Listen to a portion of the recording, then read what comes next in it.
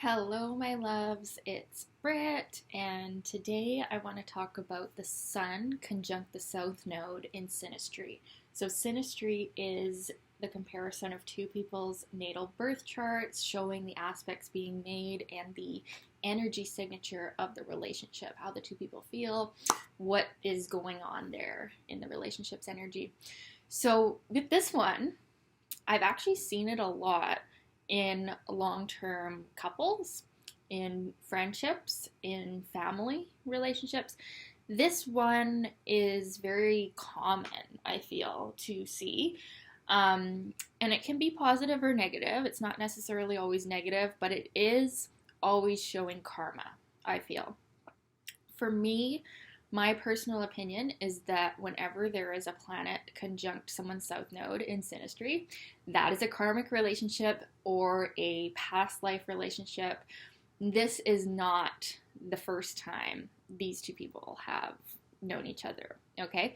So with that, there's a level of comfortability with this. And I find this one actually Venus conjunct the South Node too is really comfortable. But for me, in my interpretation of how this aspect feels, I feel that the people are the most alike, maybe out of any aspect conjunct the South Node, and their similarities are just so obvious. Like, they are very similar people because the Sun person's vitality, their energy, what they are really having as their identity in this lifetime is the South Node's natural mode of expression, just who they are, but also who they are integrating so that they can actually move on to the North Node. So here's how this can be negative. So, for example, let's say the South Node person has South Node in Pisces, and the person's Sun is conjunct their South Node in Pisces, and they drink together, they get drunk, they party, they escape, they do drugs, and maybe that's natural, maybe that's comfortable, maybe they're similar in that they both have these addictive tendencies. And that's not the only manifestation of Pisces energy, but it is a common one, right? It's one I've seen with my own eyes. So the relationship could be negative because the South Node person is meant to, in this lifetime, actually be going towards the North Node and integrating those qualities, using those wonderful artistic, creative, escapist qualities to actually be more Virgo-like and be more purifying the body and, not escaping in that way.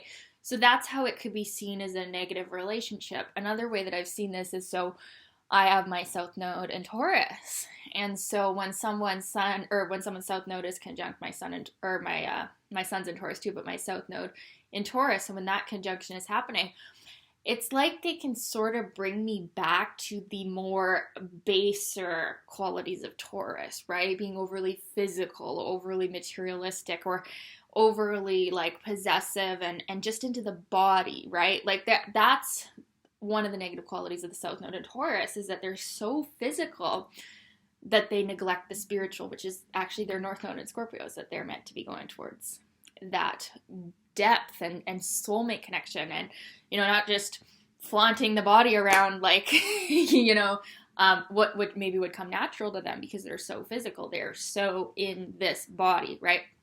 So you can go through every possible sign, and that's kind of what's going on here.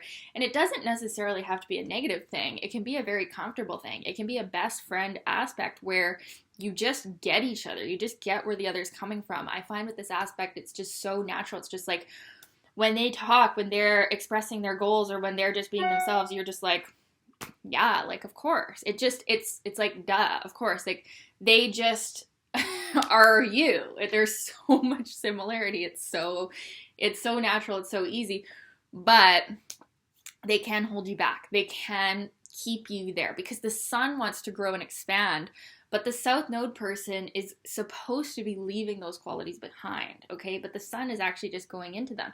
So the South Node person can find that the Sun person is like this drain. They're just dragging them back to their past, to what they're trying to overcome, what they're trying to be better than, right? But if the South Node person is already on the path towards their north node, they're not going to find this so draining because they know this, right? Like if you know your astrology chart and you know that someone's sun is conjunct your south node, you're not going to let them keep you there. You're going to enjoy the connection because you're so similar and it's so natural and it feels so like home. It's so obviously soulmate, you know, when we have this. But if you are aware of this, you're not going to let them keep you there forever because you know, well, I'm supposed to be going to my north node. So if I can't be around this sun person without getting dragged back, I'm going to have some space from them. I'm going to have some boundaries. And if it's a parent or if it's a relationship, I'm going to have to make sure that I have my own space and I'm able to keep going towards my north node. So that's how valuable the knowledge of astrology can be, because it's like people that don't know astrology, they're just having all these relationships and they're not knowing what's going on. But if you know this, you can be aware that, okay, this person has a potential to bring me back in my south node and sort of keep me there if I'm not conscious of it. But if I'm conscious of it, I can enjoy this person. I can enjoy the naturalness and the comfort of this connection while knowing that I have to still keep integrating those qualities and healing those qualities so that I don't manifest them in a negative way and going towards my north node. So if you know that, you know, and you're good, right? And then it can work. But yeah, I've seen this commonly in parent-child or family relationships, friendships, because we're so similar.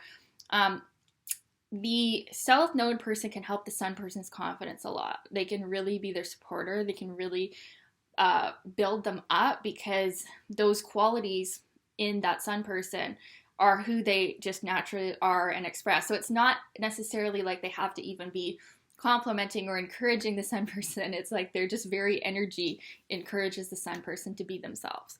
So that's really good.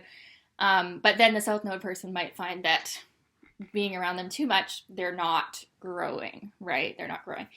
But it is common to see, so for past life astrology, this can be said to be a past life parent or child bond.